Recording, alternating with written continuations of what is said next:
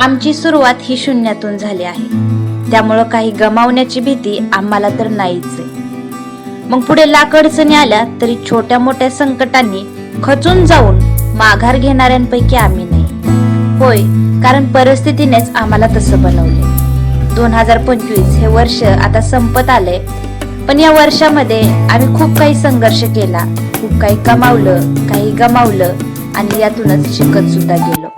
नमस्कार, मी मुक्ताई चॅनेलॉग या मराठी यूट्यूब चॅनेलमध्ये मी तुम्हा सर्वांचं मनापासून स्वागत करते. तर कसे आहात तुम्ही सर्वजण? मी तर मस्त आहे आणि तुम्ही सुद्धा सर्वजण मस्तच असाल अशी मी आशा करते. तर इथं आज मी बनवत आहे कारल्याचा ज्यूस. याचं कारण असं की बरेच दिवस झालं मला पित्ताचा त्रास होतोय आणि त्यामुळे डोकेदुखी काही माझी कमी होत नाहीये. 15 दिवस झालं दररोज डोकेदुखी आहे, त्यामुळे हे पित्तासाठी मी उपाय करते आहे. कारल्याचा ज्यूस हा आपल्या आरोग्यासाठी खूप फायदेशीर असतो. पित्त झाल्यानंतर हा ज्यूस पिल्याने आराम तर मिळतोच, परंतु आपले पोट देखील साफ होण्यास मदत होते. हा कारल्याचा ज्यूस 15 दिवसातून किंवा आठवड्यातून एकदा पिल्यास आपल्या आरोग्याला खूप फायदे होतात. तर सकाळीच मी हा कारल्याचा रस इथं बनवला आहे आणि जास्त काही नाही, एक अर्ध फुलपात्र होईल इतकाच तो आहे आणि तो मी आता पिणार आहे.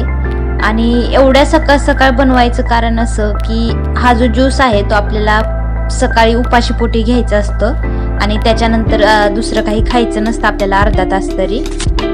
आता हिवाळ्याचे दिवस आहेत, त्यामुळं खूप सारी थंडी पडते आणि याच्यामध्येच हा जो माझा डोकेदुखीचा त्रास आहे त्यामुळं मी जरा उशिराच उठते. तर आता मी इथं भाकरी करायला घेतल्यात आणि कारल्याची भाजी बनवणार आहे. कारले मी शिजवून घेतले आणि नंतर त्याला मी असं थोडंसं हाताने त्यातलं पाणी पिळून काढणार आहे आणि नंतर त्याची भाजी बनवणार आहे. तर इथं मी स्वयंपाकाला सुरुवात केलेली आहे. आता माझा हा स्वयंपाकाचा जो किचन कट्टा आहे ना तो खूप छोटा आहे, लांबीला आणि रुंदीला सुद्धा.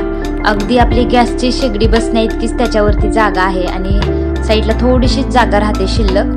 तर तिथे मी भाकरी करत असते आणि बाकीचं जे पिठाचं ताट आहे किंवा भाकरीला पाणी लावण्यासाठी आपण जे पातेलं वगैरे घेतो ना, तर ते ठेवताना थोडीशी अडचण येते जागा नसल्यामुळे.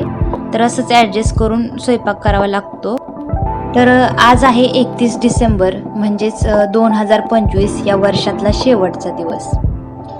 या शेवटच्या दिवशी आपण आपल्या या वर्षामध्ये किती काय चांगलं घडलं आपल्यासोबत किंवा वाईट घडलं याचा विचार करत असतो. पण तुमचे दादा काय म्हणतात माहितीये का? या 2025 या वर्षामध्ये कोणाच्या आयुष्यात चांगलं घडलं असेल किंवा वाईट घडलं असेल.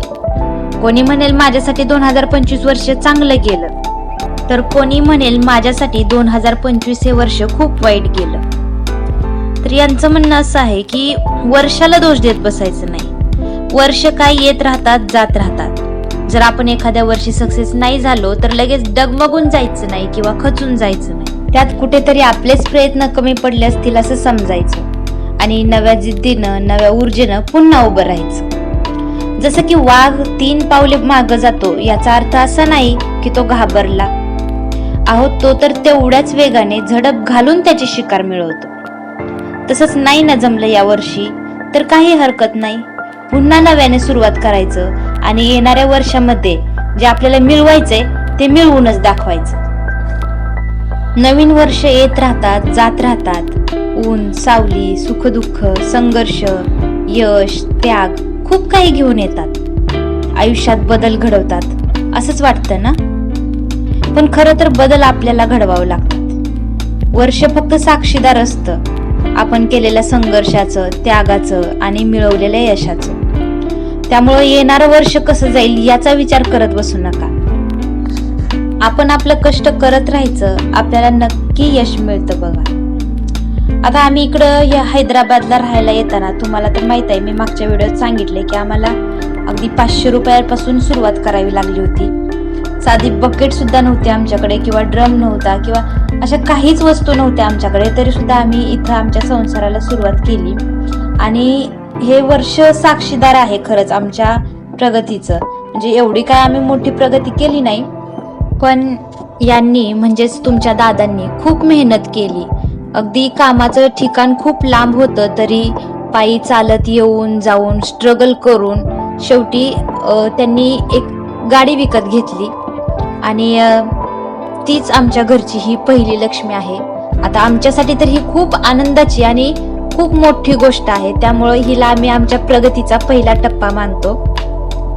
यांच्या कष्टातून आणि मेहनतीतून आलेली आमच्या घरची ही पहिली लक्ष्मी, आमची सखी, ही साक्षीदार आहे या 2025 या वर्षातल्या आमच्या आयुष्यात आलेल्या सक्सेसची. तुमचे दादा कामावरून आल्यानंतर आम्ही दोघेही संध्याकाळी भाजी मार्केटला गेलो आणि तिथून काही भाजीपाला वगैरे भाजीसाठी आणला. नंतर आम्ही दोघांनी मिळून पॉपकॉर्न खाल्ले आणि हापशावरून पाणी सुद्धा भरायचं होतं, कारण 4-5 दिवस झालं पाईपलाईन फुटल्यामुळे नळाला काही पाणी आलं नाहीये. त्यामुळं पहिलं ते पाणी भरलं आणि नंतर स्वयंपाक केला. तर असं बरंच काही काम केलं, पण व्हिडिओमध्ये मी ते दाखवू शकले नाही. तर कसा वाटला तुम्हाला आजचा व्हिडिओ कमेंटमध्ये नक्की सांगा आणि व्हिडिओ आवडल्यास लाईक, शेअर, सबस्क्राईब करायला विसरू नका. आपल्या दक्षिण भारतात न्यू इयर सेलिब्रेशन कसं करतात हे पाहण्यासाठी उद्याचा व्हिडिओ नक्की पहा.